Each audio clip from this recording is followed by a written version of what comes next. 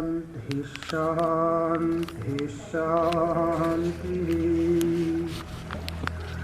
शंकरं शंकराचार्यं केशवं बादरायणं सूत्रभाष्यकृतौ वन्दे भगवन्तौ पुनः पुनः। ईश्वरो गुरुरात्मेति मूर्तिभेदविभागिने व्योमवद्व्याप्तदेहाय दक्षिणामूर्तये नमः। ॐ शान्ति शान्ति शान्तिः। सच्चिदानंद भगवान को, सद्गुरुदेव भगवान को, राष्ट्रदेव पशुपतिनाथ को, वैदिक सत्य सनातन धर्म को। ओम नमः पार्वती पतये हर हर हर महादेव। अथ क आत्मा इति देहस्तावत् आत्मा न भवति रूपादिमत्वेन उपलभ्यमानत्वात् घटादिवत्। यथा घटादयो रूपादिमन्तः चक्षुरादिकरणैरुपलभ्यन्ते एवं देहोऽपि रूपादिमान् चक्षुरादिकरणैरुपलभ्यते। यथा दाह्य प्रकाश्य काष्ठादिव्यतिरिक्तो दाहकः प्रकाशको अग्निः तथा दृश्यात् देहात् द्रष्टा व्यतिरिक्त आत्मा सिद्धः। एतस्मादपि कारणात् देह व्यतिरिक्तः आत्मा स्वापमरणादि दर्शनात्। यस्मिन् काले देहं संव्याप्य वर्तते आत्मा काष्ठादिवत् तदा देहो व्यवहारयोग्यो भवति। यदा देहाद् अपसर्पति तदा देहः काष्ठादिसदृशो भवति। तस्मात् देह व्यतिरिक्तः आत्मा सिद्धः। प्रकरण 12 अंतर्गत आत्मज्ञानोपदेश विधिमा अमेरु विचार गर्दै छौं। यसमा यो प्रसंग आएको छ कि आत्मा के हो, कसलाई आत्मा भन्ने भन्दा स्थूल दृष्टि भएका व्यक्तिहरूले, स्थूल विचार भएका व्यक्तिहरूले शरीर नै आत्मा हो भन्छन्। तो प्रथम जो शरीर आत्मा हो भन्ने सिद्धान्त भएका व्यक्तिहरूलाई खण्डन गर्दै भगवान भाष्यकारले भन्नुहुन्छ कि शरीर आत्मा होइन, किनकि रूपादि मत्वेन शरीर उपलब्ध हुन्छ। रूपादि आदि बदले रूप, रस, गन्ध, स्पर्श अनेक प्रकारका गुणहरू शरीरमा उपलब्ध हुन्छन्। जसरी घटमा उपलब्ध हुन्छ। घट पनि रूपवाला भएको हुनाले चक्षु आदि करणद्वारा उपलब्ध हुन्छ। त्यस्तै किसिमले शरीर पनि रूपवाला भएको हुनाले चक्षु आदिद्वारा उपलब्ध भएको हुनाले यो शरीर आत्मा हुन सक्दैन। यसमा अरू पनि अनेक प्रकारका हेतुहरू बताइए कि शरीर मृत पनि शरीर हो, शरीर मूर्छित पनि शरीर हो, शरीर सुषुप्त अवस्थाको पनि शरीर हो। तर मूर्छित शरीर र मृत शरीरमा शरीरका जो व्यवहार हुनुपर्ने हो, शरीरका जो लक्षणहरू हुन् जसलाई शरीर भनिन्छ, त्यो सुषुप्तमा, मूर्छितमा, मृतमा हुन सक्दैन। जो भोगको आयतन हो, जसद्वारा सुख र दुःखको साक्षात्कार हुन्छ, त्यसलाई शरीर भनिन्छ। तो शरीर हेर्दा त यस्तै किसिमको रहन्छ, मृतमा पनि मूर्छितमा पनि, तर त्यसमा सुख दुःखलाई उपभोग गर्ने क्षमता हुँदैन। त्यसपछि जो मृत शरीर हो, मूर्छित शरीर हो, त्यो शरीरमा चेष्टा पनि हुँदैन। जो चेष्टाको आश्रय हो, जसमा चेष्टा रहन्छ, त्यसलाई पनि शरीर भनिन्छ। चेष्टा भनेको हिता हित प्राप्ति परिहारानुकूला क्रिया चेष्टा। हितको वस्तु, आफूलाई काम लाग्ने वस्तु आयो भने त्यसलाई प्राप्त गर्ने प्रयास गर्ने, आफ्नो कामको पदार्थ छैन भने त्यसलाई परिहार गर्ने प्रयास गर्ने, यसलाई भनिन्छ चेष्टा। हितस्य प्राप्ति अहितस्य परिहार। हितको वस्तु आयो भने त्यसलाई ग्रहण गर्ने, अहितको पदार्थ आयो भने त्यसलाई परित्याग गर्ने, यही जो क्रिया विशेष यसको नाम हो चेष्टा। अब यो चेष्टा हुन्छ कसमा? शरीरमै हुन्छ। कुनै अनुकूल पदार्थ आयो भने त्यसलाई ग्रहण गर्ने प्रयास कसले गर्छ? शरीरले गर्छ। अब प्रतिकूल पदार्थ आयो भने त्यसलाई परित्याग गर्ने प्रयास पनि कसले गर्छ? शरीरले नै गर्छ। त्यसकारण हितको प्राप्ति अहितको परिहार गर्ने जो क्रिया विशेष, त्यो क्रिया विशेष जसमा रहन्छ त्यसलाई शरीर भनिन्छ। त्यो शरीरमा मृतमा पनि रहँदैन, मूर्छितमा पनि रहँदैन। अनेक प्रकारका विचारहरू हुने भएको हुनाले शरीरलाई आत्मा भन्न सकिँदैन। एवं क्रमले शरीर आत्मा होइन त इन्द्रिय पनि आत्मा होइन। स्थूल दृष्टिवाला व्यक्तिले के भन्छ? ठिक छ, शरीर आत्मा होइन भने इन्द्रियलाई आत्मा मानौ। इन्द्रियद्वारा नै के हुन्छ? सम्पूर्ण रूप रसादि विषयको अनुभव हुन्छ। अब हामीहरूले अनुभव पनि गर्छौं। यदि इन्द्रिय आत्मा हुने हो भने जसको युवा अवस्थामा चक्षुरिन्द्रियहरू राम्रा छन्, चक्षुले कुनै वस्तुलाई देख्यो, अवलोकन गर्यो, कहीं तीर्थयात्रा गर्दा, कहीं भ्रमण गर्दा, ती देखिएका वस्तुहरूको कालान्तरमा गएर त्यो व्यक्तिको के भयो? आँखामा देख्ने शक्ति नष्ट भयो। नष्ट भइसकेपछि पनि त्यो समयमा देखेका वस्तुहरूको आएर चर्चा गर्ने हो भने त्यो व्यक्तिलाई स्मरण हुन्छ। युवा अवस्थामा देखिएका अनुभव गरेका वस्तुहरू वृद्ध अवस्थामा पनि गएर स्मृतिमा आउँछन्। अब जसलाई आँखाले देख्यो, चक्षुरिन्द्रियले अवलोकन गर्यो, अवलोकन गरेको चक्षुरिन्द्रिय त छैन, चक्षुरिन्द्रिय त नष्ट भयो, तर व्यक्तिलाई स्मरण हुन्छ।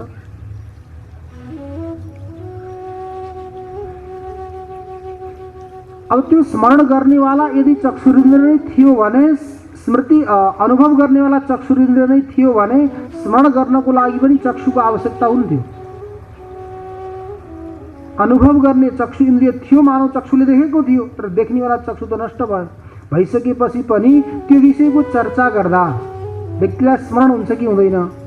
स्मरण त हुन्छ। त्यसद्वारा के सिद्ध भयो? चक्षुरिन्द्रियले अनुभव गरेको होइन। अनुभव गर्ने चक्षुदेखि अतिरिक्त कुनै थियो जसले अहिले स्मरण पनि गर्दैछ। त्यो पहिला जस्तो थियो त्यस्तै अहिले पनि छ।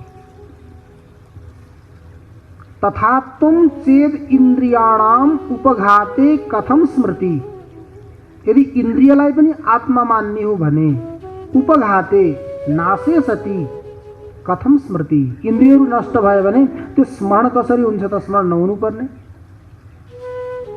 तर स्मरण हुन्छ। त्यसकारण के सिद्ध हुन्छ? कि चक्षु आदि इन्द्रियहरूदेखि पनि आत्मा अतिरिक्त हो। जसरी देहदेखि अतिरिक्त आत्मा हो, त्यस्तै किसिमले चक्षु आदि जो इन्द्रियहरू हुन् तिनी इन्द्रियहरूदेखि पनि आत्मा के हो? अतिरिक्त हो। त्यो दृष्टान्त यहाँ दिएको छ कि जस्तो किसिमले दाह्य र प्रकाश्य, जलाउने र प्रकाशित गर्ने काष्ठदेखि अतिरिक्त काष्ठको भित्र जसरी अग्नि छ, दाह्यात् प्रकाश्यात् काष्ठात् व्यतिरिक्तः दाहकः प्रकाशको अग्नि। जलाउने र प्रकाशित गर्ने जस्तो किसिमले काष्ठदेखि अतिरिक्त अग्नि छ, त्यस्तै किसिमले तथा दृश्यात् देहात् द्रष्टा व्यतिरिक्त आत्मा सिद्ध। दृश्यात् देहात्, दृश्य देह देखी, द्रष्टा व्यतिरिक्त आत्मा सिद्ध। देखने वाला द्रष्टा के हो? त्योदेखि व्यतिरिक्त भनेको भिन्न आत्मा। अब यो अग्निले के गर्छ त हेर्नुस् त? दाहक र प्रकाशक वस्तुलाई प्रकाशित पनि गर्छ अनि वस्तुलाई जलाउँछ पनि। यो पाकको एउटा महिमा छ। पाक पाक भनेको रूपादि परावृत्तिजनक विलक्षण तेज संयोग पाक। पाकको कारणले रूप रस गन्ध स्पर्श यी चारवटामा परिवर्तन हुन्छ। यो पाक भनेको के त भन्दा एक प्रकारको विलक्षण तेज संयोग। त्यो पाकको महिमाले कुनै पनि वस्तु केही पनि बन्न सक्छ। जसरी आँप पकाउनको लागि हामीहरू के गर्छौं, त्यसलाई टिपेर भुसमा राखिदिन्छौं अथवा कहीँ परालहरूमा राखिदिन्छौं, खरहरूमा राखिदिन्छौं। त्यो आँप टिपेर ल्याएर भुसमा राख्यौं भने त्यो पहिला आँप कस्तो छ, सारो छ, हरियो छ, अमिलो छ, सुगन्ध पनि त्यसमा छैन। सुगन्ध छ तर कस्तो छ, अनुद्भूत छ, उद्भूत छैन। उद्भूत भनेको सामान्य रूपले प्रत्यक्ष हुनेवाला। जस्तो किसिमले मानौ काष्ठमा पनि सुगन्ध त छ तर फूलमा जतिको सुगन्ध छ त्यतिको सुगन्ध काष्ठमा छैन। त्यो काष्ठमा भएको गन्ध कस्तो हो, अनुद्भूत हो। फूलमा रहेको गन्ध कस्तो हो, उद्भूत हो। त्यो काँचो आँपमा पनि के छ, गन्ध त छ तर त्यो गन्ध कस्तो छ, अनुद्भूत छ। रस अम्ल छ, स्पर्श कठोर छ, रूप हरियो छ। अब त्यसलाई पाकमा राखिदिने हो भने, कहीँ भुसमा राखिदिने हो भने केही दिनपछि के हुन्छ, त्यसमा परिवर्तन हुन्छ, परिवर्तन आउँछ। अब परिवर्तन पनि हेर्नु, सबैमा एकै प्रकारको परिवर्तन आउँदैन, अलग अलग परिवर्तन आउँछ। कुनै आँपमा के हुन्छ, केवल पहेँलो हुन्छ, त्यो सुगन्धित पनि हुँदैन, मिठो पनि हुँदैन, अनि नरम पनि हुँदैन, केवल पहेँलो भयो, त्यसमा रूपको परिवर्तन भयो। अब कुनैमा के हुन्छ, देख्दा त हरियै रहन्छ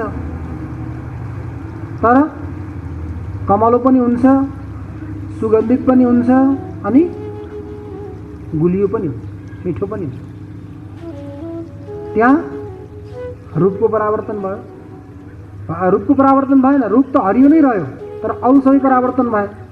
अब कहीँ के हुन्छ, कठोरको कठोर नै रहन्छ, त्यो सारो नै हुन्छ तर त्यसमा रूपको पनि परिवर्तन हुन्छ, रसको पनि परिवर्तन हुन्छ र गन्धको पनि परिवर्तन। अब कहीँ गन्ध त त्यसमा सुगन्ध त आउँदैन, पहिला जस्तो थियो त्यस्तै नै हुन्छ तर रूप रस स्पर्शको परिवर्तन हुन्छ। यस्तो भएको देखिन्छ।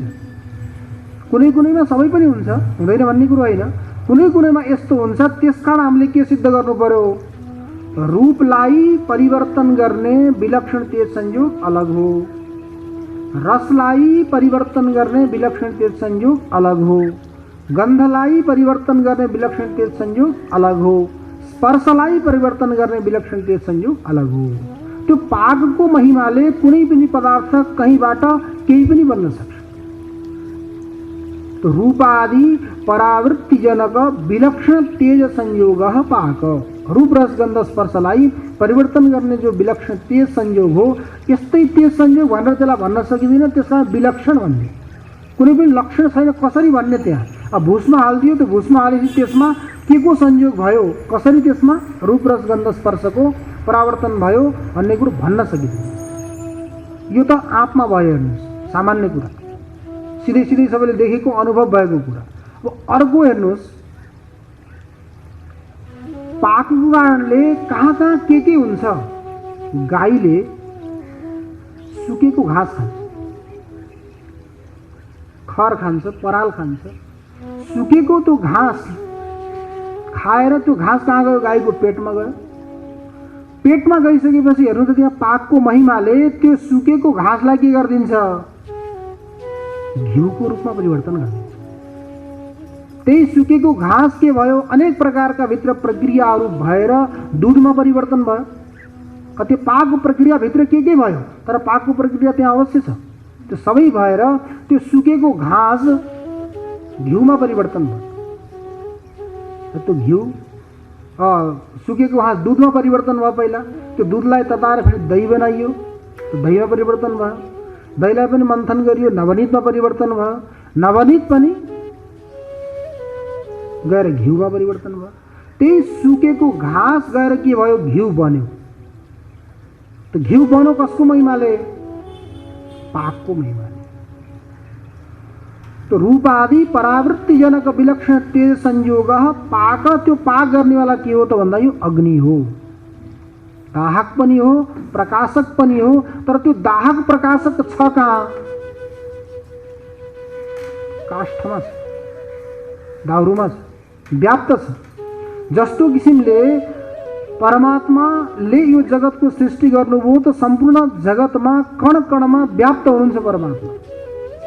त्यही आउँछ नि उसमा, कठोपनिषदमा आउँछ, अग्निर्यथैको भुवनं प्रविष्टो रूपम रूपम प्रतिरूपो बभूवः एकस्तथा सर्वभूतान्तरात्मा रूपम रूपम प्रतिरूपो बहिश्च। अग्निर्यथैको भुवनं प्रविष्टो, जस्तो किसिमले भुवनमा सर्वत्र के छ, अग्नि प्रविष्ट छ। रूपम रूपम प्रतिरूपो बभूव, अर्थात् जति पनि रूपहरू संसारमा देखिएका छन् यी सम्पूर्ण रूपहरू कसका हुन्, अग्निका हुन्। किनकि रूप अग्निको आफ्नो गुण हो। त्यस्तै किसिमले एकस्तथा सर्वभूतान्तरात्मा, एउटै आत्मा के भएको छ, सम्पूर्ण भूतहरूमा प्रविष्ट छ। केवल भित्र होइन, रूपम रूपम प्रतिरूपो बहिश्च, बाहिर पनि त्यही छ। अर्थात् त्यही परमात्माको सत्ताले सम्पूर्ण जगत चलिरहेको छ, स्थित छ। त्यस्तै किसिमले अग्नि पनि के छ त भन्दा सम्पूर्ण काष्ठहरूमा प्रविष्ट छ। तर त्यो अग्नि काष्ठदेखि के हो, भिन्न हो। काष्ठ जल्नेवाला पदार्थ हो, अग्नि जलाउनेवाला पदार्थ हो। जस्तो किसिमले काठदेखि त्यो व्यतिरिक्त छ, त्यस्तै किसिमले यहाँ देहदेखि के छ, त्यो आत्मा अतिरिक्त छ, भिन्न छ। यथा दाह्यात् प्रकाश्यात् काष्ठादि व्यतिरिक्तो दाहकः प्रकाशको अग्नि, तथा दृश्यात् देहात् द्रष्टा व्यतिरिक्त आत्मा सिद्ध। दृश्य देहदेखि द्रष्टा यो आत्मा के हो, भिन्न हो। तर त्यो द्रष्टालाई फेरि देख्न सकिँदैन। न द्रष्टुर कस्यापि द्रष्टा, द्रष्टाको कुनै पनि द्रष्टा हुँदैन। फेरि द्रष्टाको पनि द्रष्टा भयो भने फेरि के हुने भयो, त्यो पनि त परप्रकाश्य भयो। यस्तो आत्माको जो स्वप्रकाशत्व हो, त्यो स्वप्रकाशत्वको फेरि के हुन्छ, हानि हुन्छ।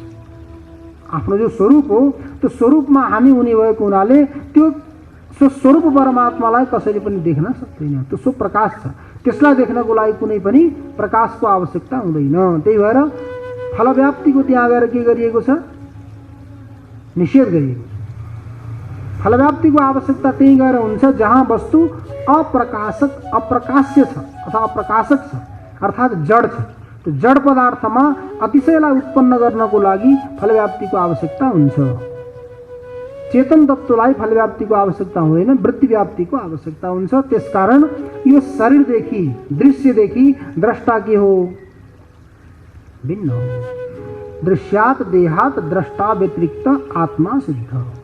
एतस्मादपि कारणात् देह व्यतिरिक्त आत्मा स्वापमरणादि दर्शनात्।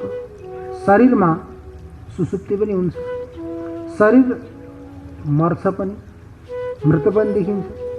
तो स्वाप मरण हुने भएको हुनाले न आत्मा स्वाप सुसुप्तिमा जान्छ, न आत्माको मरण हुन्छ। न जायते म्रियते वा कदाचित्। आत्मा उत्पन्न पनि हुँदैन, नष्ट पनि हुँदैन। उत्पन्न र नष्ट नहुने भएको हुनाले यो आत्माको मानौ आत्मा सुसुप्तिमा पनि जाँदैन, उसलाई त एक रूप छ। सुसुप्तिमा त को जान्छ, जीव जान्छ, मानौ जीवात्मा जान्छ। किन भन्दा जीवात्मा दिनभरि दौडिरहेको हुन्छ नि यताउता, अनेक प्रकारका यी इन्द्रियहरूलाई लिएर अनेक प्रकारको काम गर्नको लागि दौडिरहेको हुन्छ। रूप देख्नको लागि चक्षुको माध्यमले गएको हुन्छ, शब्द सुन्नको लागि श्रोत्रेन्द्रियको माध्यमले हिँडिरहेको हुन्छ, गन्ध सुँघ्नको लागि घ्राणेन्द्रियको माध्यमले हिँडिरहेको हुन्छ, रस ग्रहण गर्नको लागि रसेन्द्रियको माध्यमले हिँडिरहेको हुन्छ, त्वगिन्द्रिय स्पर्श ग्रहण गर्नको लागि त्वगिन्द्रियको माध्यमले हिँडिरहेको हुन्छ। यति करणहरूद्वारा उपकरणहरूद्वारा कार्य गरिरहेको हुनाले त्यो आत्मा जीवात्मा के हुन्छ, थाकिरहेको। त्यो थाकेकोलाई के इच्छा हुन्छ, म आराम गरौँ भन्ने इच्छाले आराम गर्नको लागि त्यो सुसुप्तिमा जान्छ। त्यो सुसुप्तिमा गएर आराम गर्छ, फेरि जाग्रतमा गएर आफ्नो काम गर्छ। तर त्यो अवस्थामा पनि प्राणले काम गरिरहेको हुन्छ। प्राणले त्यो सुसुप्त अवस्थामा पनि काम गरिरहेको हुन्छ। त्यो भएर यो प्राण हामीहरूको शरीरका के हुन्? पहरेदार हुन्, चौकीदार हुन्। कुनै पनि स्थितिमा प्राणले छोड्दैन। अब अन्तिमै आयो भने त हिँड्ने नै भयो, त्यही गयो भने गइहाल्यो। त्यो नजानी बेलासम्म जहिलेसम्म छ तहिलेसम्म यसले हामीलाई देखभाल गरिरहेको हुन्छ। मुख्य रूपमा 5 प्रकारका प्राणहरू छन्। त कति छन्?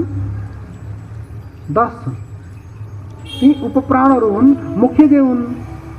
5। प्राण, अपान, व्यान, उदान, समान। अब यसो प्राणकला भनिन्छ।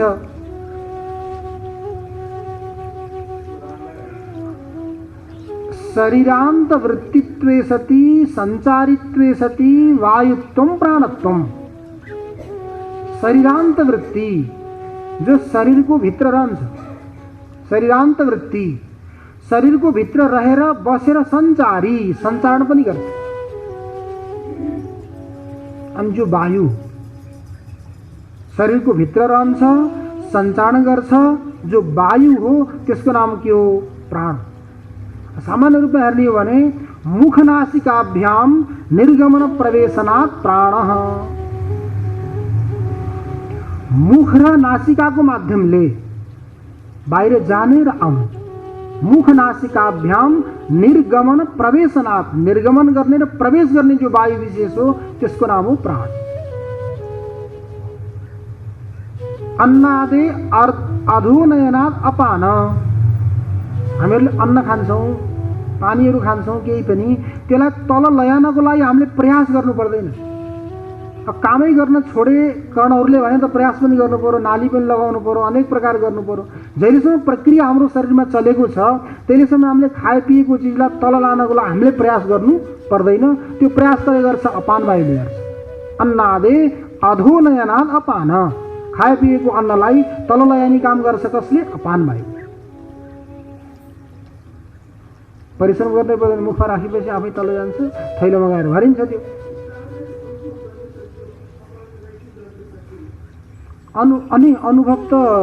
अनुभव अपान वायुको के हुन्छ भने अनुभव कुन समयमा आउँछ? जहिले हामीले भारी काम गर्नुपर्छ नि, केही उठाउनु पर्यो अथवा केही तागत दिनु पर्यो भने त्यहाँ अपान वायुको काम हुन्छ। अनुभव हुन्छ, त्यो अनुभवमा आउँछ। र अनि तल पनि सब गइरहेको छ तर हामीलाई त्यति अनुभव त हुँदैन स्थूल रूपमा। तर त्यसमा कहिले मानौँ न अपान वायुमा यदि राम्रो स्थिति छैन, खानामा केही समस्या भयो, केही स्थिति भयो भने कहिलेकाहीँ आउन सक्छ।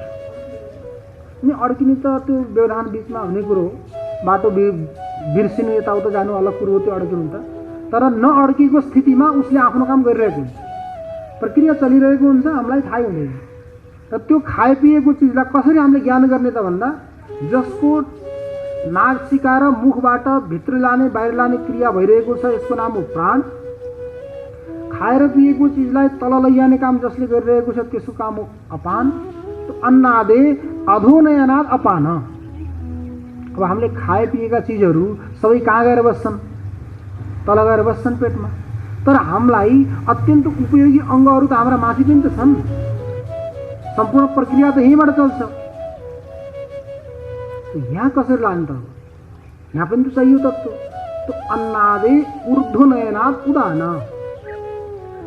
खाए पिएको चिजलाई जहिले यो आमाशय भन्छन्, जहाँ गएर बस्छ नि यो अन्न खाए पिएको चिज थैला हो, त्यसको नाम हो आमाशय। त्यो आमाशयमा गएर अन्न बस्छ। अन्न बसिसकेपछि त्यहाँबाट बिस्तारै बिस्तारै आहुति जठराग्निमा गएर थोरै थोरै आहुति दिइन्छ। त्यो जठराग्निमा थोरै थोरै आहुति दिएपछि त्यो अग्नि के हुन्छ? अन्न के हुन्छ? पच्छ। त्यो पच्यो भने त्यसबाट रस निक्लिन्छ। त्यो रस निक्लियो भने शरीरमा जहाँ जहाँ आवश्यकता हुन्छ ती नस नाडीहरूको माध्यमले ती रसहरू तत्त ठाउँमा पुग्छ।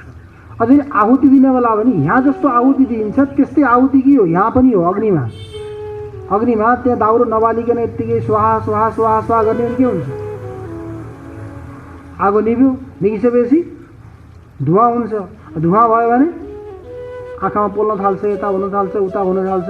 त्यस्तै यहाँ पनि अग्नि प्रज्वलित भएको छैन, हामीले स्वाहा स्वाहा स्वाहा स्वाहा गर्दै गयो भने के हुन्छ? धुवा हुन्छ। त्यही भयो ग्यास भयो भन्छ नि पेटमा, त्यही हो।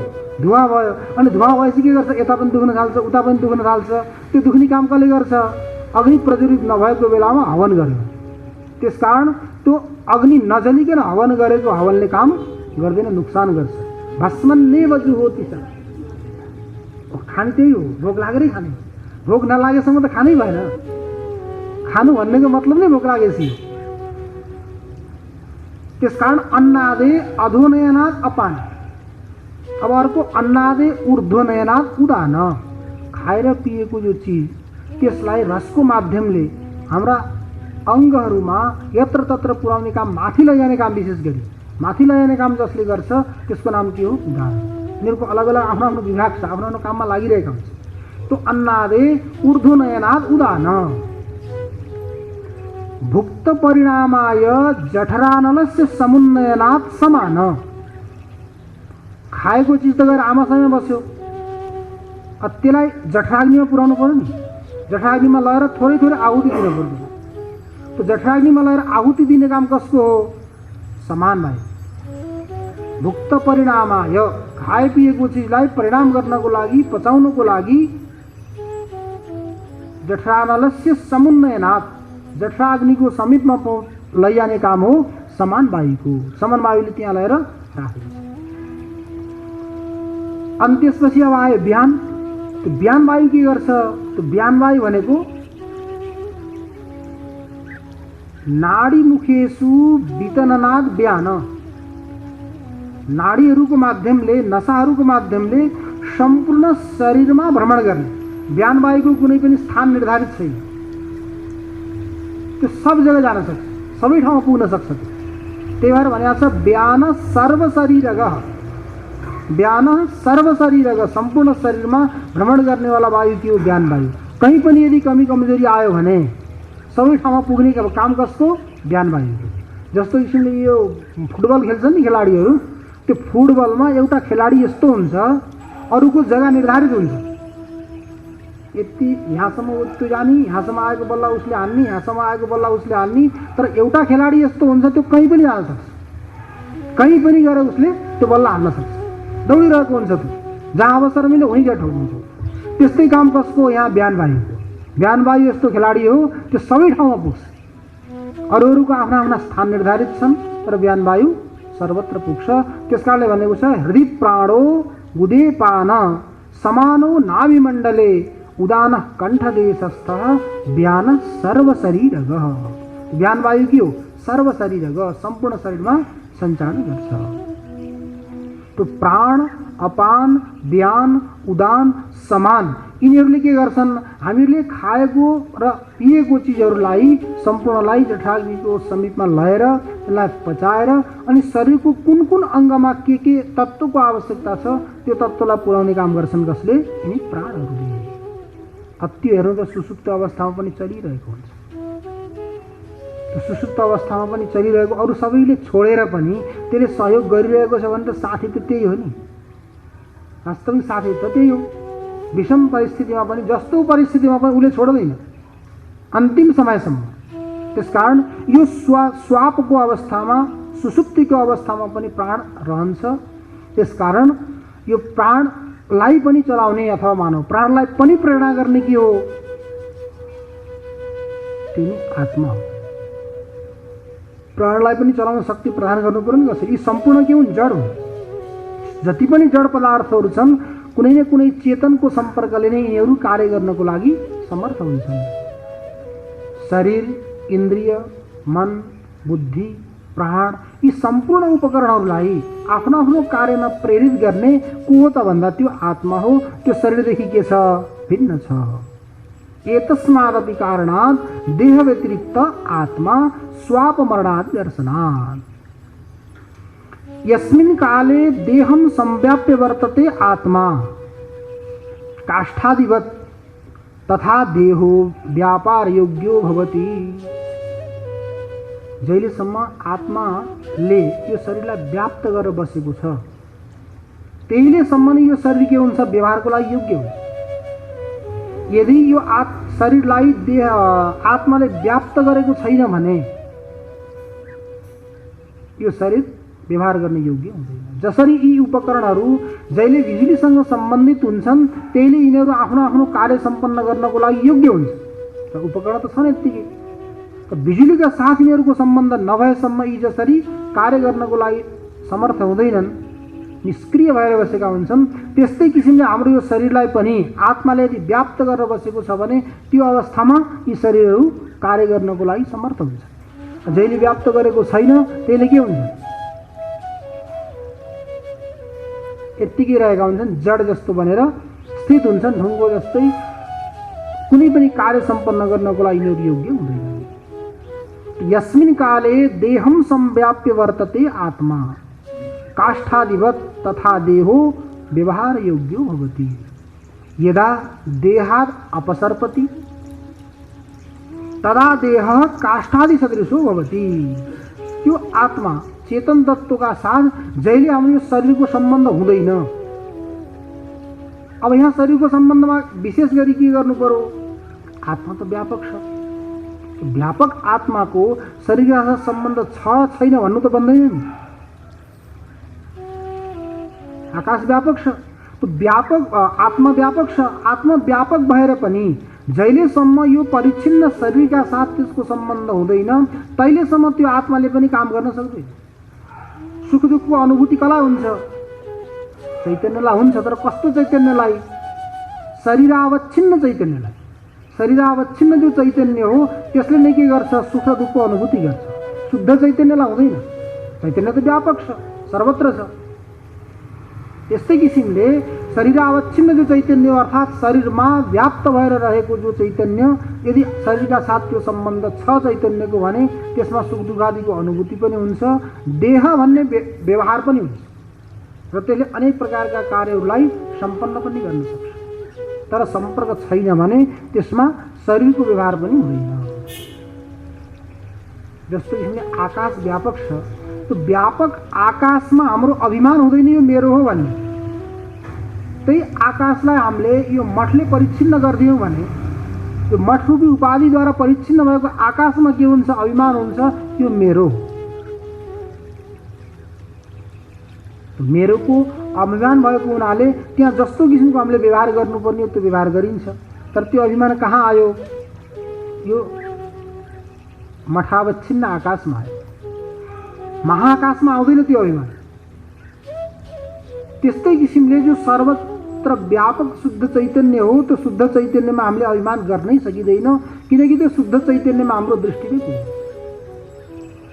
हामीहरू त व्याप्य छौँ, परिच्छिन्न छौँ। जो जस्तो किसिमको व्यक्ति छ त्यस्तै किसिमको उसको के हुन्छ, योग्यता हुन्छ, त्यही पदार्थमा उसको दृष्टि लाग्छ। त्यसकारण हामीहरूलाई जहिले यो आत्माले शरीरलाई व्याप्त गरेर बसेको हुन्छ त्यही अवस्थामा ज्ञान हुन्छ। यदि यो शरीरमा व्याप्त गरेन त्यसले भने हामीहरूलाई कुनै पनि ज्ञान हुँदैन, केही पनि गर्न पनि सकिँदैन। गर्ने त उसैको माध्यमले हो, शरीरको माध्यमले त कहिले पनि हुँदैन। तो यदा देहात् अपसर्पति तदा देह काष्ठादि सदृशो भवति। जस्तो हामीले काष्ठ दाउरो यत्तिकै बसिरहेको हुन्छ त्यस्तै किसिमले आत्माले छोडेर गयो भने यो पनि के हुन्छ, यस्तै बसिरहेको काष्ठवत्। तस्मात् नै छोड्ने त प्राणको वियोग हुने हो। तर हामीले भन्नलाई के भन्छौँ भने यही जो सर्वत्र व्यापक परमात्मा छ, चेतन तत्व चैतन्य, त्यो चैतन्यको यो शरीरमा अभिमान भएन। शरीरावच्छिन्न चैतन्य र जो व्यापक चैतन्य हो त्यसमा अहिले त भेद छ, तर त्यो अवस्थामा हामीलाई के हुन्छ, यो शरीरावच्छिन्न चैतन्यको बोध नै हुँदैन। यदि अतिरिक्त त व्यापकमा गएर मिल्या हुन्छ। जस्तो सामान्य बत्ती हो नि, दियो जलाइएको छ, त्यो दियो जलेको दियो त्यसको प्रकाश कहाँ गएर मिल्छ, महाआकाशमा ठुलो प्रकाशमा गएर मिल्छ, तेजमा गएर मिल्छ। जो दीपको अंश पनि कहाँबाट आएको हो, त्यही तेजबाट आएको हो, जाने त हुँ यो, त्यही अंशमा गएर मिल्छ। त्यस्तै किसिमले शरीरावच्छिन्न जो चैतन्य हो त्यो व्यापक चैतन्यमा गएर मिल्यो भने यो शरीरले काम गर्न सक्दैन। जस्तो किसिमले मानौँ न हामीले यही दृष्टि गर्छौँ, कोही मन्दिरमा गएर हामीले दर्शन गर्छौँ, दर्शन गर्दाखेरि यहाँ भगवान हुनुहुन्छ भन्ने दृष्टि गर्छौँ। भगवान त सर्वत्र हुनुहुन्छ, व्यापक हुनुहुन्छ, तर हामीले के गरिएका छौँ, हामीले रूढ यस्तो बनाएका छौँ कि भगवान त मन्दिरमै बस्नुहुन्छ, भन्ने हामीले यस्तो वृत्ति बनाएका छौँ भित्र। र मन्दिरमै गएर हामीलाई त्यहाँ अगाडि गइयो भने बल्ल के हुन्छ? भगवानको भाव हुन्छ। शालिग्रामको अगाडि गइयो भने भगवान विष्णुको भाव हुन्छ। नर्मदेश्वरको अगाडि गइयो भने भगवान शङ्करको बोध हुन्छ। तर त्यहाँ हेर्न थाल्ने हो भने त त्यहाँ नर्मदेश्वर अनि शालिग्राममा दुईटै पत्थर त हुन् नि। त्यो पत्थरमा हामीले के गर्यौँ? अलग अलग भेद बुद्धि गर्यौँ। अब यही हेर्नुहोस्, वहाँ नजानुहोस्। एउटै व्यक्ति, कुनै देवदत्त नामको व्यक्ति छ भनौँ, पुरुष छ देवदत्त नामको, त्यसलाई देवदत्तको पिताजीले के भन्नुहुन्छ? छोरा भन्नुहुन्छ। अनि देवदत्तको छोराले के भन्छ? बुवा भन्छ। देवदत्तको श्रीमतीले के भन्नुहुन्छ? पति भन्नुहुने भयो। देवदत्तको भाउजूले के भन्नुहुन्छ? देवदत्तको भान्जोले के भन्छ? त्यहाँ हेर्नु त, ती अनेक प्रकारका बाउ पनि, छोरो पनि, मामा पनि, भान्जो पनि, देवर पनि, जेठाजु पनि, जेठान पनि, अनेक प्रकारका सम्बन्धहरू आए। तर देवदत्तमा केही परिवर्तन छ त? त्यस्तै किसिमले महिलामा हेर्नुहोस्, एउटी महिला छन्, तिनको नाम के हो? लक्ष्मी मान्नुहोस्, केही पनि मान्नुहोस्। तिनै लक्ष्मी के हुन्छन्? आफ्नो पतिको लागि पत्नी हुन्छन्, आफ्नो पुत्रको लागि माता हुन्छन्, देवरको लागि भाउजू हुन्छन्, बुवा आमाको लागि छोरी हुन्छन्। तो अनेक प्रकारका यी संज्ञाहरू, नामहरू, उपाधिहरू त हामीले नै ग्रहण गरे हो। तर ती लक्ष्मीमा केही परिवर्तन, कुनै व्यक्तिले जति जे भने पनि त्यहाँ परिवर्तन आउँदैन। तर जस्तो किसिमको व्यक्ति आउँछ उसले के दृष्टिले हेर्छ? छोरो आयो भने आमाको दृष्टिले हेर्छ, देवर आयो भने भाउजूको दृष्टिले हेर्छन्, भान्जो आयो भने माइजूको दृष्टिले हेर्छन्, भाइ आयो भने दिदीको दृष्टिले हेर्छन्। तो अनेक प्रकारका दृष्टिहरू बदलिन्छन्। त्यो बदलिएको दृष्टि के हो? यही जीव सृष्टि। यो के हो? जीव सृष्टि। परमात्माको सृष्टिमा त मानव ठिक छ, या तो जीव या तो पुरुष अथवा स्त्री, त्यसमा केही भेद भएन। तर जीवले के भन्छ? त्यही पुरुषलाई अनेक प्रकारका नाम दिन्छ, स्त्रीलाई पनि अनेक प्रकारका नाम दिन्छ। त्यस्तै किसिमले हामीहरूले के गर्छौँ? त्यही एउटा परमात्मालाई अलग अलग रूपमा, अलग अलग उपाधिमा लिएर अलग अलग प्रकारले उपासना गर्छौँ। त्यही भएर त भन्नुहुन्छ नि भगवानले, एकपटक देवर्षि नारदजीलाई भगवानको दर्शन गर्ने इच्छा भएछ। भगवानको दर्शन गर्ने इच्छा भयो। त्यसपछि देवर्षि नारद अब कहाँ कहाँ हुनुहुन्छ भगवान भन्दै विशेष गरी वैकुण्ठमा पुग्नुभयो होला। वैकुण्ठमा भगवान नारायण बस्नुहुन्छ, वहाँ जानुभयो। वहाँ गएर पनि भगवानको दर्शन भएन देवर्षि नारदजीलाई। अनि वहाँबाट कता दौडिनु भयो? जहाँ जहाँ सम्भावना छ वहाँ के गर्नुभयो? देवर्षि नारदजी दौडिनुभयो। जहाँ जहाँ सम्भावना थियो वहाँ जानुभयो, तर कहीँ पनि दर्शन भएन। दर्शन नभइसकेपछि एकदम हताश भएर, निराश भएर फर्किँदै हुनुहुन्थ्यो। फर्किँदै गर्दा कहीँ बाटोमा भगवान भेटिनुभयो। बाटोमा भगवान भेटिनुभयो। भेटिँदाखेरि नारदजीले सोध्नुभयो, अरे भगवान, हजुरको दर्शन गर्नको लागि म कहाँ कहाँ गइनँ? कुनै पनि ठाउँ अवशिष्ट रहेको छैन जहाँ म नगएको। हजुरको दर्शनै भएन। आजभोलि हजुर कहाँ बस्ने गर्नुभएको छ? कहाँ हुनुहुन्छ आजभोलि तपाईँ? कहीँ गोपनीय स्थान बनाए जस्तो छ भन्दाखेरि भगवानले के भन्नुभयो? नाहं वसामि वैकुण्ठे योगिनां मानसेन वा मद्भक्ता यत्र गायन्ति तत्र तिष्ठामि नारद। नाहं वसामि वैकुण्ठे, हे देवर्षि नारद, म वैकुण्ठमा पनि बस्दिनँ आजभोलि। नाहं वसामि वैकुण्ठे। ठिक छ, वैकुण्ठमा बस्नुहुन्न भने ठुला ठुला योगीहरूसँग, महात्माहरूसँग, महन्तहरूसँग उहाँको हृदयमा बस्नुहुन्छ होला भन्दा योगिनां मानसे नवा, ती योगीहरूको मनमा पनि बस्दिनँ म। अब हजुर वैकुण्ठमा पनि बस्नुहुन्न, योगीहरूको हृदयमा पनि बस्नुहुन्न, हजुर कहाँ बस्नुहुन्छ त? कुनै स्थान त बताउनुहोस्। मद्भक्ता यत्र गायन्ति तत्र तिष्ठामि नारद। म त त्यहाँ गएर बस्छु, मेरा भक्तहरूले जहाँ मलाई भजन गर्छन्, मेरो भजन गर्छन्, संकीर्तन गर्छन्, शुद्ध मनले स्मरण गर्छन्, त्यो ठाउँमा म गएर बस्छु। मद्भक्ता यत्र गायन्ति तत्र तिष्ठामि नारद। तो नारदजीलाई के भयो? अब भगवानलाई दर्शन गर्ने इच्छा भयो भने म वैकुण्ठमा पनि नजाने, म स्वर्गमा पनि नजाने, कहीँ पनि नजाने, योगी महर्षिका कुनै आश्रममा पनि नजाने। म कहाँ जाने त भन्दा भगवानका भक्त जहाँ छन् त्यहाँ जाने। मद्भक्ता यत्र गायन्ति, किनभने भक्त र भगवानको धेरै राम्रो सम्बन्ध।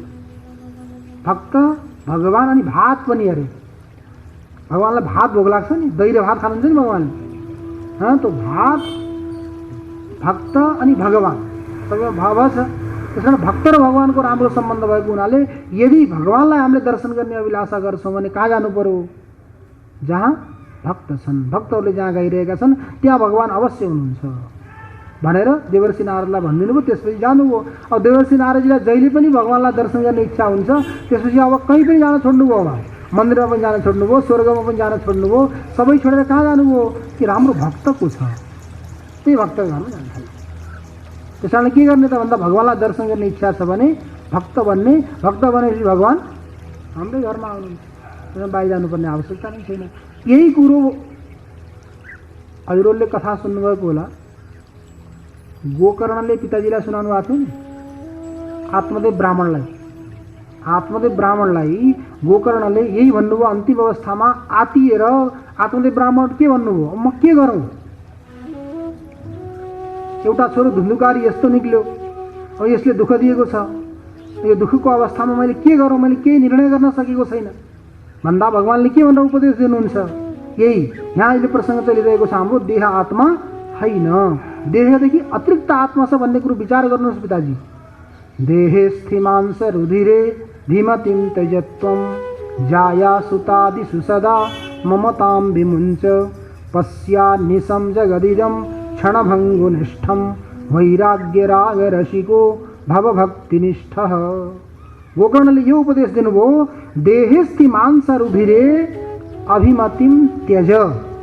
देह, अस्थि, मांस, रुधिर यी 7 प्रकारका अनेक प्रकारका धातुहरूद्वारा निर्माण भएको यो शरीरमा हजुरले के गर्नुहोस्, अभिमानलाई त्याग्नुहोस्। देहमा जो अभिमान छ म हुँ भन्ने आत्माको अभिमान, यसलाई सबैभन्दा पहिला के गर्नुहोस्, देहाभिमानलाई त्याग गर्नुहोस्। देहेस्ति मांस रुधिरे भीमतिं त्यजत्वं, पहिला शरीरको अभिमानलाई त्याग गऱ्यौँ भने अनि बल्ल शरीरसँग सम्बन्धित जो व्यक्तिहरू हुन् तिनीहरूको अभिमान पनि त्याग हुन्छ। तो शरीरकै अभिमानमा त्याग भएन भने शरीरसँग सम्बन्धितमा अभिमान कहिले पनि त्याग हुँदैन। तो देहेस्ति मांस रुधिरे भीमतिं त्यजत्वं जाया सुतादिषु सदा ममतां विमुञ्च। जाया भनेकी पत्नी, सुत भनेका छोराहरू छोरीहरू सन्ततिहरू, यिनीहरूमा पनि के गर्नुहोस्, जाया सुतादिषु सदा ममतां विमुञ्च। ममतालाई छोड्नु त्यहाँ। शरीरमा अहमता अनि शरीरसँग सम्बन्धितमा ममता, यो अहमता र ममतालाई हजुरले के गर्नुहोस्, छोड्नुहोस् यदि आफ्नो कल्याण गर्न चाहनुहुन्छ भने। तो देहेस्ति मांस रुधिरे भीमतिं त्यजत्वं जाया सुतादिषु सदा ममतां विमुञ्च पश्यानिशं जगदिदं क्षणभङ्गनिष्ठं। पश्य अनिशम आहर्निशम, सदा सर्वदा हजुरले के गर्नुहोस्, पश्यानिशम जगदिदम, इदम जगत क्षणभङ्गनिष्ठम, यो प्रत्येक क्षणमा नष्ट हुनेवाला भङ्गुर हो भन्ने कुरो के गर्नुहोस्। यो जगत सम्पूर्ण जगतलाई प्रत्येक क्षणमा यो परिवर्तन हुनेवाला हो अर्थात् अनित्य हो भन्ने कुरो हजुरले ध्यान गर्नुहोस्। जो अनित्य स्वयं छ त्यो अनित्यले हामीलाई नित्य सुख कसरी दिन सक्छ। जो पनि पदार्थ अनित्य छ भने अनित्यले त हामीलाई नित्य सुख त दिन सक्दैन। दियो भने पनि ठिक छ, अनित्य दिएला। तो अनित्य दिए पनि यो जगत त के हो, दुःखालय हो। तो दुःखालय हो त सुख पनि यसले दिँदैन। सुख नदिए पनि हामीलाई सुखको केवल के हुन्छ, भान हुन्छ, सुखाभास हुन्छ। तो पश्यानिशम जगदिदम क्षणभङ्गनिष्ठम। यो सम्पूर्ण शरीरमा पनि मैले अहमतालाई छोडौँ, शरीरसँग सम्बन्धितमा पनि ममतालाई छोडौँ, यो सम्पूर्ण जगतलाई पनि मैले क्षणभङ्गुर हो भन्ने कुरो सम्झौँ। अनि के गरौँ त, वैराग्य राग रसिको भव भक्तिनिष्ठः। वैराग्य राग रसिको भव, अरूमा राग नगर्नुहोस्, केवल वैराग्यमा हजुरले के गर्नुहोस्, राग गर्नुहोस्। वैराग्य राग रसिको भव, वैराग्य रूपी रसको रसिक बन्नुहोस्। भव भक्तिनिष्ठ, अनि गएर के हुनुहोस्, भक्तिमा निष्ठ। वैराग्य रूपी रागलाई लिएर अनि भक्तिमा गएर निष्ठ हुनुभयो भने हजुरको के हुन्छ, कल्याण हुन्छ पिताजी। यसमा कुनै पनि सन्देह छैन। अब यहाँ के गर्नु, यो घरमा बसेर हजुरको कल्याण हुनेला छैन। अब यहाँबाट वनमा प्रस्थान गर्नु भन्नुभयो, जङ्गलमा प्रस्थान गर्नु। वन भनेको वन सम्भजने, सम्भजनीय, जो भजन गर्न योग्य छ त्यसलाई वन भनिन्छ। भजन सम्भजनै जान्छ। अगर त्यो वनमा गएर जङ्गलमा गएर पनि सम्पूर्ण रागहरूलाई लिएर गइयो भने त्यो वनमा गएको काम भएन।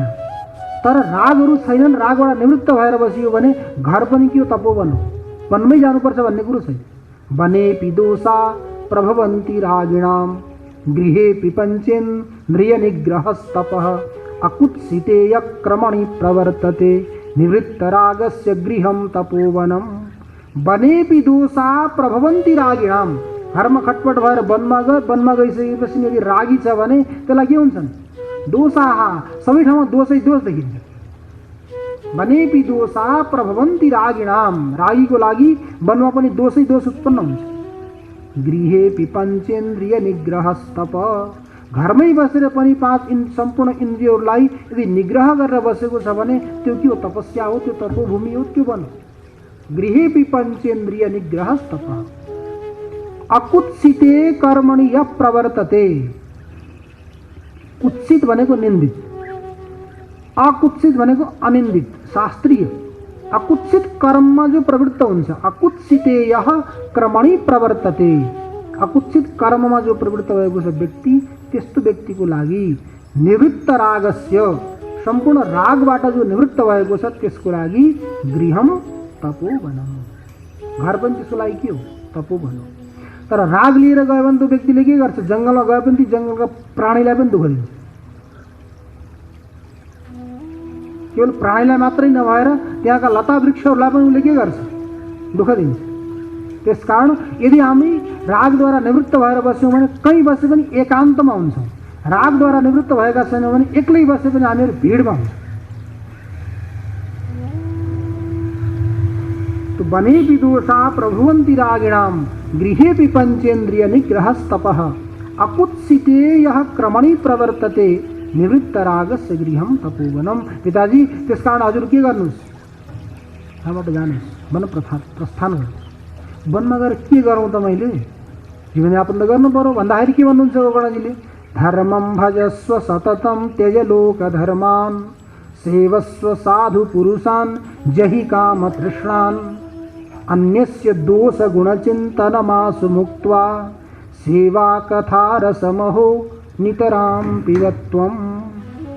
धर्मं भजस्व सततम, सदा सर्वदा जंगलमा गएर हजुरले के गर्नुहोस्, धर्मको भजन गर्नुहोस्। धर्मं भजस्व सततम त्यज लोक धर्मान, लोकका जति पनि धर्म छ नि, लोकाचार, यो मेरो ऊ मेरो, यो नगरे भने के भन्ला, ऊ नगरे भने के भन्ला भन्ने कुरोलाई तपाईँले प्रभाव नै नगर्नुहोस्, लोकाचारलाई छोडिदिनुहोस्। धर्मं भजस्व सततम त्यज लोक धर्मान सेवस्व साधु पुरुषान्, कहिल्यै पनि साधु पुरुषहरूको सेवा गर्नुहोस्, सेवन गर्नुहोस्, अर्थात् सत्सङ्ग गर्नुहोस्। सेवस्व साधु पुरुषान् जहि काम तृष्णान, काम तृष्णान जहि, काम र यो कामना रूप यो तृष्णा हो, त्यो तृष्णालाई हजुरले के गर्नुहोस्, जहि भनेको त्याग। सेवस्व साधु पुरुषान् जहि काम तृष्णान अन्यस्य दोष गुण चिन्तनम आसु मुक्त्वा, अन्य व्यक्तिका गुणको पनि चिन्तन नगर्नुहोस्, अन्य व्यक्तिहरूका दोषको पनि चिन्तन नगर्नुहोस्। गुण र दोषको चिन्तनबाट हजुर के हुनुहोस्, आसु भनेको शीघ्र, जल्दी नै, छिटो नै मुक्त हुनुहोस्। अन्यस्य दोष गुण चिन्तनमासु मुक्त्वा सेवा कथा रसमहो नितराम पिबत्वम। परमात्माको सेवा गरेर भगवानको रसरूपी कथालाई के गर्नुहोस्, सदा सर्वदा पान गर्नुहोस्। त्यही भएर गोकर्णले भन्नुभएको छ, वनमा गएर अरू केही नगरे पनि श्रीमद् भागवतको 10औं स्कन्धको पाठ गर्नुहोस्। भगवानको सम्पूर्ण चरित्र कहाँ छ, त्यही 10औं स्कन्धमा बताइएको छ। त्यसकारण हजुरले त्यही पान गरेर बसिरहनु भयो भने हजुरको कल्याण हुन्छ, यसमा कुनै पनि सन्देह छैन। हजुरहरूले सुन्नु भएको छ त्यो कथा, आत्मदेवतालाई के भयो, कल्याण भयो। तर धुन्धुलीको के भयो, धुन्धुलीले कहिले पनि सत्सङ्ग गरे थिएनन्। आत्मदेव ब्राह्मणले सत्सङ्ग गरेका थिए, शास्त्र पढेका थिए, उनको कल्याण भयो। धुन्धुलीले त सदा सदा के गर्ने, झगडै झगडा, कलह प्रिय। झगडा गर्नु नै उहाँको लागि के थियो, राम्रो थियो। झगडा नगरेर त खाएकै नबस्ने अरे। त्यो भइसकेपछि अन्तिममा गएर के हुनु पर्यो, धुन्धुकारले सतायो, सताएपछि कुवामा गएर हाम फालेर मर्नु पर्यो। मरेपछि के गति भयो, अन्धकुवामा गएपछि फेरि त्यही क्रम चलिरहन्छ। त्यसकारण हामीहरूले नि के गर्नु पर्यो, यहाँ यो देहदेखि अतिरिक्त आत्मा हो, जसले यो देहलाई पनि अनेक प्रकारका कार्यहरू सम्पन्न गर्नको लागि प्रेरित गर्छ। जस्तो किसिमले अग्निमा भित्र गुप्त भएर रहेको, काष्ठमा गुप्त भएर रहेको अग्निले दाहक पनि गर्छ प्रकाशक पनि गर्छ, दाहक पनि हो प्रकाशक पनि हो, त्यस्तै किसिमले यो शरीरको भित्र रहेर त्यो शरीरलाई प्रेरित गर्नेवाला कोही तत्त्व छ, जो तत्त्व हो त्यो नै आत्मा हो। तर यो शरीर आत्मा होइन, यसदेखि अतिरिक्त आत्मा हो। ओम पूर्णमदः पूर्णमिदं पूर्णात् पूर्णमुदच्यते पूर्णस्य पूर्णमादाय पूर्णमेवावशिष्यते। ओम शांति शांति शांति। शंकरं शंकराचार्यं केशवं बादरायणं सूत्रभाष्यकृतौ वन्दे भगवन्तौ पुनः पुनः। ईश्वरो गुरुरात्मेति मूर्तिभेदविभागिने। दक्षिणामूर्तये नमः। ओम शांति शांति शांति। सच्चिदानंद भगवान को, सद्गुरुदेव भगवान को, सत्संग परिवार को, संपूर्ण श्रोताहरू को, राष्ट्रदेव पशुपतिनाथ को, वैदिक सत्य सनातन धर्म को। ओम नमः पार्वती पतये। हर हर हर महादेव।